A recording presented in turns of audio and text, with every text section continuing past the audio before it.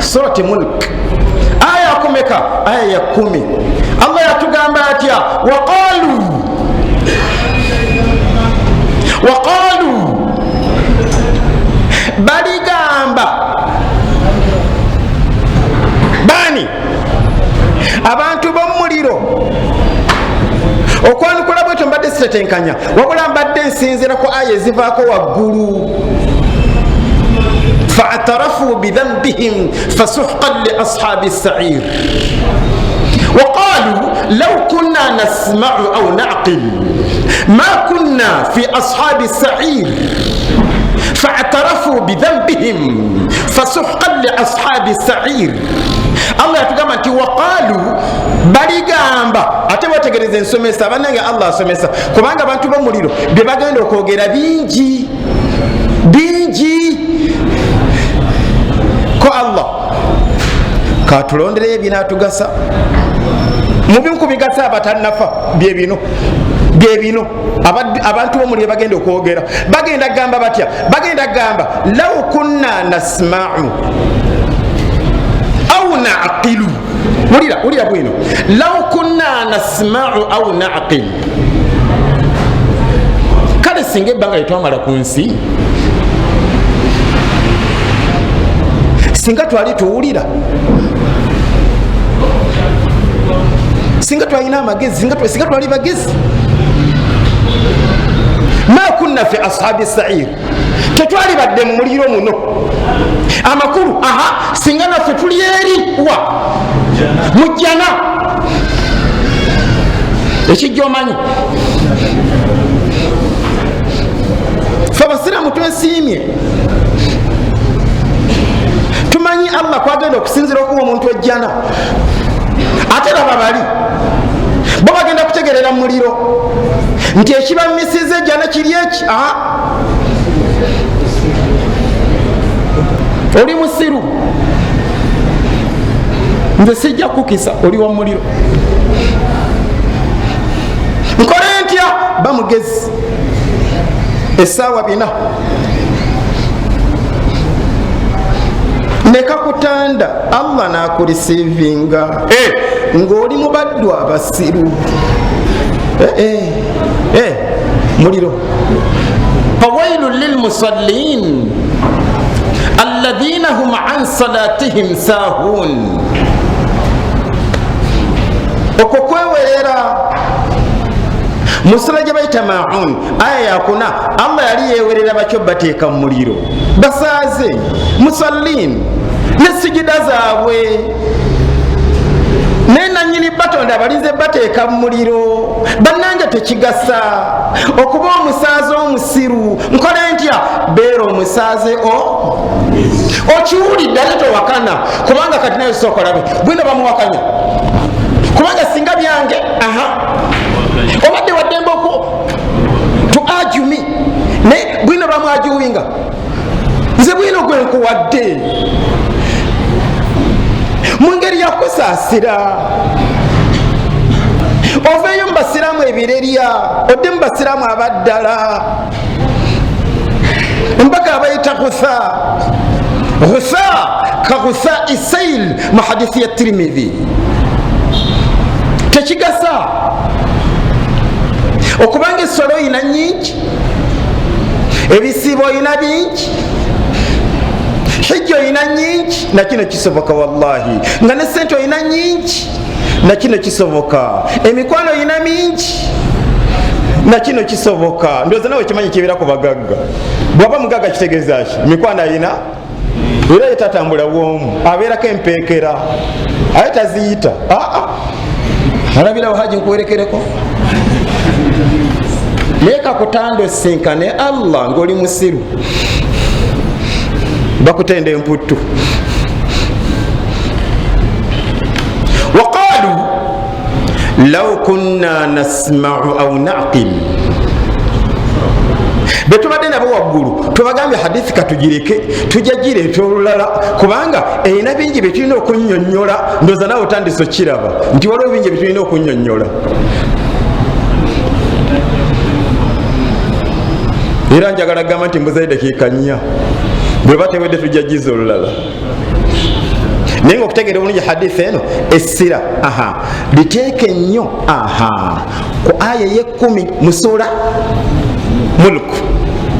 Simanyi mpulira oluvannyuma noonyereza ayaati zino ezirimu ekigambo nti afala taqilun, temutegeera. atamuruna nnasa bilbirri wa tansawna anfusakum wa antum tatluna alkitaba afala taqilun. Temulina magezi, tolabangako seeka akubiriza abantu okutya Allah ate nga musazi wa birevu. Seeka mulamba tomalina takwa kyeki. Oluto omuzindaalo khutuba enyumye asibira mu mawuledi ate yatugambye nti mutye Nabi Muhammad temujemera, ojemera ta Nabi Muhammad. Allah jakkocha totola shahada nogamba nti ashhadu an la ilaha illa Allah wa anna Muhammada rasulullah. Seka yinyina asomesezza ebyo ate nkyo musanga ku da'wa za Bayibuli. Atamuruna nnasa bilbirri wa tansawna anfusakum wa antum tatluna alkitaba afala taqilun. Ababadde waggulu mu byokulabirako byetulese hadithi etegerekeke tubalaze nti okusinzira ku bwino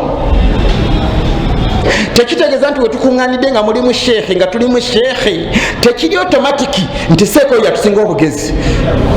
Kisoboka nga yatusinga obugezi singa affeetinga mu hadithi eno, nakino kisoboka nga bwe tukuŋŋaanye ffenna ku mukolo ogwo nga sheekhe oyo ali ku muzindaalo. Solira tokitya nze nkyogedde wallahi nga yatusinga obusiru ffenna, era nga Allah amulinze wafiira muteeke mu muliro. Bw'oba wakana genda osomeko mu sura eyitibwa Arafu olabe ebigambo Allah bye yayogera ku muddu ate nga sheekhe mulamba, ate si sheekhe wa bulijjo. Bwegaba madaala si wa thanawi, si wa idadi, si wa idadi, si wa thanawi, si diguri ye musibiri, si doktor. Wabula Allah yenyini yakakasa elimu ye yatuga nti wa atainahu ayatina. Muddu yayina ilimu, bannange muddu yayina ilimu oli tomugezako baddokita. Bannatafsiri batuyamba n'amanya ge ne bagazuula yayitibwanga Bal'am ibn Ba'ura. Bannange ekyokuba nti oli seeka nga toli kavulugira tekikuweesa jjana nedda. Ono seeka Allah gwayogerako yatugamba nti watlu alaihim naba alladhi atainahu ayatina fansalakha minha faatba'ahu shaytan fakana min alghawin ولو شئنا لرفعناه بها ولكنه أخلد إلى الأرض واتبع هواه فمثله كمثل الكلب. ولي الله جاء مكاسوسي، ولي الله جاء كاسوسي سيكا. بلعم ابن باعورة يفقى أنت فمثله إشفال يجويو كمثل الكلب like a dog. أرينغامبوا mbuzi yali seeka bati yali seeka. Nsaba Allah tujjemu entegeera envundu.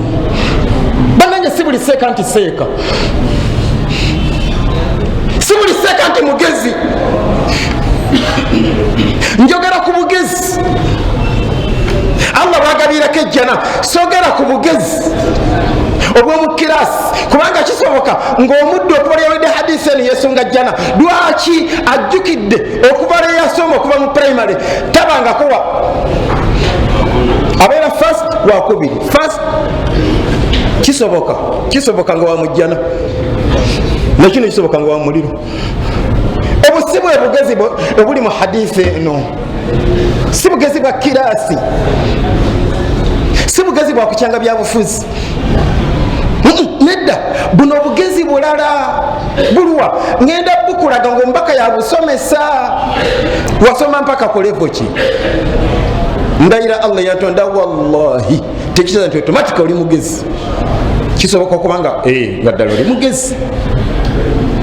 Doctor PhD kuleta sharia PhD kuleta alhadithi ono Dr. Mulamba kisoboka okuba nga ne wa Allah mugezi nakino kisoboka okuba ng'obugezi bubukoma ku nsi ate wa Allah nga kisiru kizibu. watlu alaihim bagireyo ku bwino watlu alaihim eno Qur'ani gyensoma surat Araf watlu alaihim basomere ku bwino basomere ku bwino basomereseeko banyonyole basomere ku naba alladhi naba basomere babutuseeko amawulire alladhi atainahu ayatina agakwata ku sheikh gwenna wa ilimu yekibwangani Bal'am ibn Ba'ura seka yakola atya seka yakola Allah nga maze mu ilimu nga maze kusoma ilimu eyaddala Allah yatuga nti fansalakha minha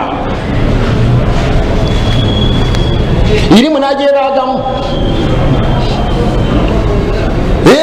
ilimu yajebaagamu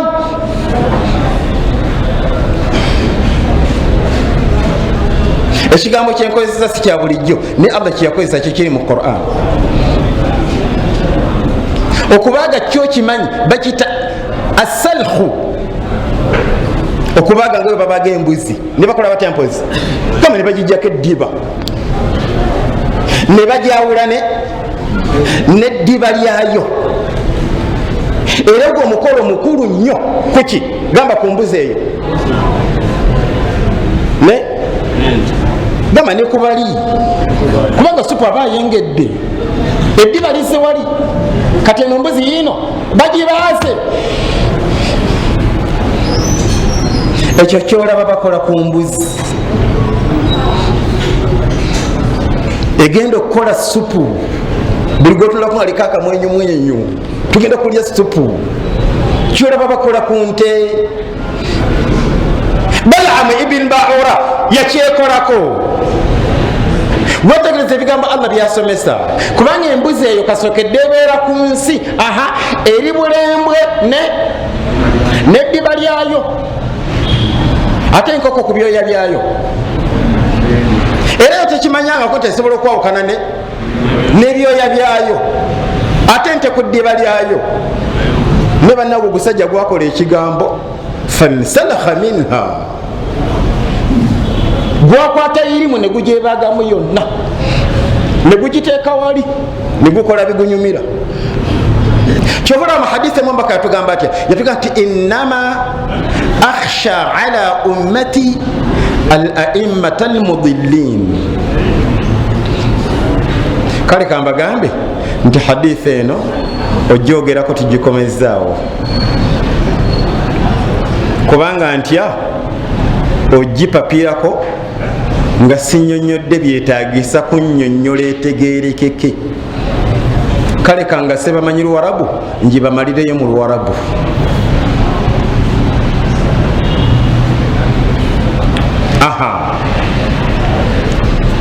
man akyasu nnas qala rasulullahi sallallahu alayhi wasallam aktharuhum للموت ذكرى وأشدهم له استعدادا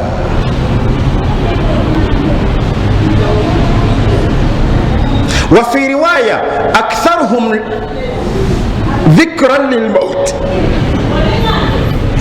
أكثرهم ذكرا للموت وأشدهم استعدادا له أولئك هم الأكياس ذهبوا بشرف الدنيا حديثي nga tugifudde musomo nsaba Allah kize etegerekeka tevutugase. Assalamu alaikum wa rahmatullahi wa barakatuh.